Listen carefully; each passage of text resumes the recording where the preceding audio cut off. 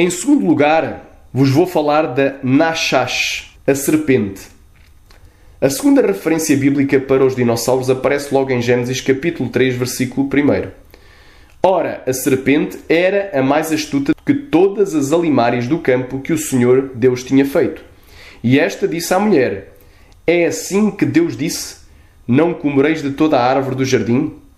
Esta palavra, que do hebraico é traduzida por serpente, é Nachash.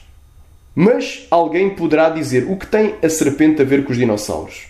A resposta se encontra no livro de Apocalipse, capítulo 12, versículo 9, nos diz: e foi precipitado o grande dragão, a antiga serpente, apontando lá para Gênesis, chamada o diabo, e Satanás, que engana todo o mundo. Ele foi precipitado na terra, e os seus anjos foram lançados com ele. E em Apocalipse capítulo 20, versículo 2 nos diz: ele prendeu o dragão, a antiga serpente, que é o diabo e Satanás, e amarrou-o por 1000 anos. Ora, sabemos que a serpente, antes de rastejar, andaria certamente sobre os seus pés, pois está escrito em Gênesis capítulo 3, versículo 14. Então o Senhor Deus disse à serpente: porquanto fizeste isto, maldita serás mais que toda a fera, e mais que todos os animais do campo. Sobre o teu ventre andarás, e pó comerás todos os dias da tua vida. Este tipo de serpente criada não rastejava, como vemos no versículo que já lemos. E se ela não rastejava, andaria de pé, tal como os diplodocos, braquiosauros, tiranossauros e outros dinossauros.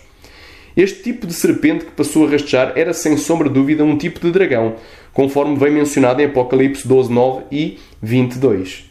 Muitos aqui poderão alegar que a serpente mencionada em Gênesis capítulo 3 é literalmente o diabo, mas a palavra de Deus é enfática e clara, a qual em Gênesis capítulo 3, versículo 1 nos relata que Deus comparou a serpente aos demais animais, alimárias, na Almeida Corrigida Fiel, do campo, que Deus tinha feito. No versículo 14, Deus compara novamente a serpente a toda a fera e animais do campo, mandando uma sentença física sobre o corpo físico desse animal. Reparem que isto nada tem a ver com anjos caídos, espíritos imundos, os demónios, como o diabo, os quais são incorpóreos, não possuem corpo material, nem a eles estão sujeitos. É certo que o diabo usou a boca da serpente para falar com Eva, o que se constitui da primeira sessão espírita ou mediúnica mencionada na Bíblia. E por isso a serpente passou a ser, no seu sentido figurado, um símbolo de Satanás. Mas aquela serpente de Gênesis capítulo 3, versículo 1, não era o diabo literalmente, mas como nos prova a própria palavra de Deus, era um animal. Ou seja, ali estava um animal que andava sobre os seus pés, o dragão, cuja boca foi usada pelo diabo para enganar Eva.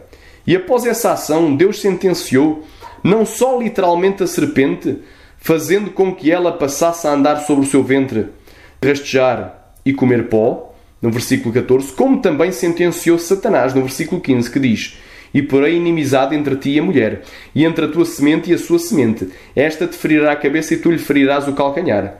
Aqui vemos uma clara referência profética ao nosso Senhor e Salvador Jesus Cristo, o qual foi ferido na cruz do Calvário por causa das nossas transgressões, mas aniquilou pela morte aquele que tinha o império da morte, isto é, o diabo, e libertou todos aqueles que estavam todos os dias com medo da morte e que eram escravos do pecado, para lhes dar eterna salvação, conforme Isaías capítulo 53, versículo 5 e Hebreus capítulo 2, versículo 14 e versículo 15.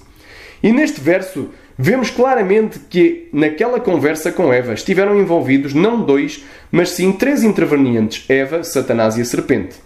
Como vemos nas duas referências em Apocalipse, capítulo 12, versículo 9 e capítulo 20, versículo 2, nos dá uma correlação correta com Gênesis capítulo 3, provando que existe uma clara correspondência entre a palavra Nachash, que se traduz por serpente, e Tanin, que se traduz por dragão, o que teoricamente poderá implicar que a palavra serpente, nas nossas Bíblias, noutras ocorrências que não sejam em Gênesis capítulo 3, signifiquem também algum tipo de dinossauro.